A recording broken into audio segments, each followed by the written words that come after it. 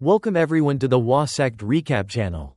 If you enjoy the content, please give it a like, share it, and don't forget to hit the notification bell to get the latest and earliest chapters. After the group returned home, they found someone collapsed in front of the gate. What was going on? Wasn't this the boy named Gis? Why was he in such a state? The group looked around, trying to rouse him. Suddenly, Maine spoke up. No way. Let's check if he's still breathing. As Maine reached out to touch Gis, the boy unexpectedly grabbed his hand. Gis's voice was weak but carried a hint of pride. You should be thanking me. Your girlfriend, I protected her, not you, but me. Hearing those words, Maine's face turned frantic, utterly confused by what Gis meant. After saying that, Gis immediately passed out. The group brought him inside for treatment while a torrential rain poured outside. Gis lay unconscious on the hospital bed, and the group stared at him, wondering, was what Gis said true? Was that guy Palkoa after them again? Flashing back a few hours earlier, at Palkoa's secret fortress, he was devising a plan to tie up loose ends. Those brats ruined my business and then fled. I've thought it over. I can't just let this slide. If they go around the continent spilling everything about me and this place, it'll be trouble. I don't want to go on the run again. It'd be such a waste to abandon the production line here, right? I've already spent a fortune bribing the authorities. So, I prepared this. He revealed a highly concentrated drug. Karis, was it? Red eyes. With this, they'll be taken down in one blow. Palkoa's eyes gleamed with madness. You'll take on this task. Gis. He handed the vial of poison to Gis with a new order. Mix this into the red-haired girl's drink. Gis's eyes filled with despair. If she drinks it, what happens? Palkoa grinned with sadistic glee. Don't you know? She'll die instantly, of course. Just make her drink it, and we'll handle the rest.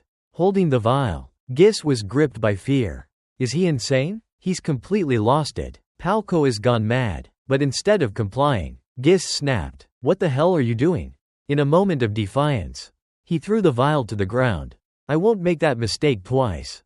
Palkoa roared. You dare defy me? Looking at his trembling hands, Gis whispered. What? Palkoa barked. What did you say? I didn't hear you. Speak up. Gis shouted furiously in Palkoa's face.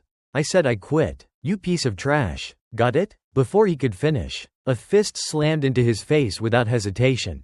What followed was a brutal beating from Palkoa. Even the other soldiers nearby were disgusted. Damn it. I just ate. This is nauseating. Palkoa turned and shouted at two soldiers standing there. What are you idiots doing? Bring this punk's little sister here. Now. And so, Gis was beaten to a pulp, ending up in the state he was in now. Army looked at Gis's face and said, You idiot. Both you and your sister will just get hurt. It's great that you tried to keep your promise. But, risking everything like this makes it feel pointless to protect you too. Ryan glanced at Tess and spoke up. Murder plots and kidnapping. Shouldn't we report this to the authorities? If what Gis said is true and they're some kind of special forces, they probably already sealed off the port. They must have anticipated this when they settled on this island. So, are we trapped here? Army interjected. Even if we report it to the authorities, his sister won't be saved.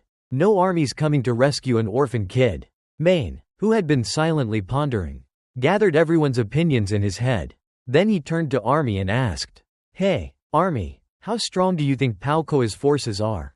Tess, alarmed, quickly intervened. Wait, are you planning to fight them? Army answered, Most of them are just brainless muscle. But about 10 of them are skilled with schematics. And those guys, I think they're all from the Parrot Gang. Maine's eyes widened in shock. The Parrot Gang? Tess turned to him. What's wrong? You know them? Maine nodded. Yeah, when our school was attacked, there was a guy who used schematics. Hired by the arcane grand sorcerer. He had a tattoo on his bicep and was said to be from the Parrot Gang. That's right. That guy's currently locked up by the Magic Alliance. His name was Lucas, and it seems his life hasn't been great since he was caught. He's a B-class criminal, right? From what I can sense. Palkoa is stronger than him. Tess suddenly realized something. Wait, Parrot. Palkoa, that's odd. Maine asked. What's up, Tess? Did you figure something out? Tess replied. It's not a gang, it's something else. I'm sure I've heard the name Palkoa before. They were former special forces. I think they used to work for the government. Suddenly, Gis woke up and shouted. Everyone, run. We need to get out of here fast. Maine turned to him calmly. It's okay. You're in our lodging. They said your ribs are all broken. Ryan asked, can you think of any place where your sister might be held? Gis looked stunned. You mean we're going to rescue her? Maine replied, we've got a rough idea of their forces. Most of them are just drug-addled thugs. Since they're after Army anyway.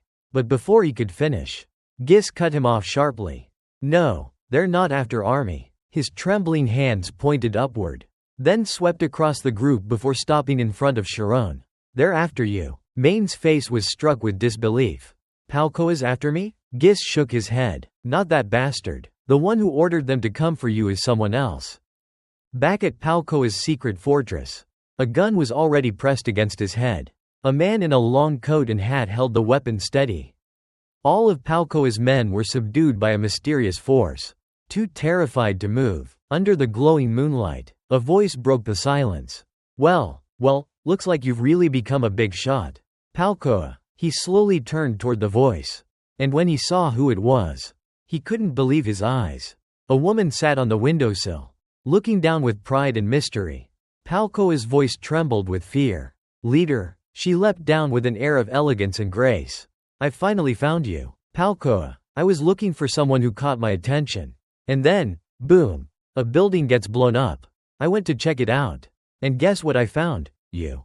I didn't expect you to be so good at hiding. Are you trying to escape me?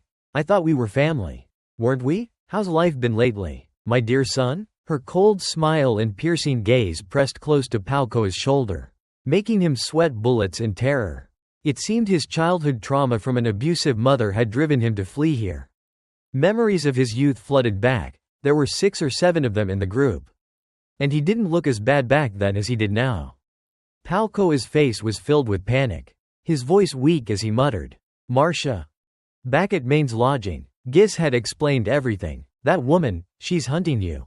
Maine was slightly taken aback by the name. Marcia? You said Marcia? As he was still lost in thought, an explosion suddenly ripped through the lodging, blasting a wall apart in an instant. Army, Tess, and Ryan were utterly shocked. And Gis was no exception. An entire section of the wall was gone, leaving only smoke and flames. A sudden ambush would kick off an intense battle.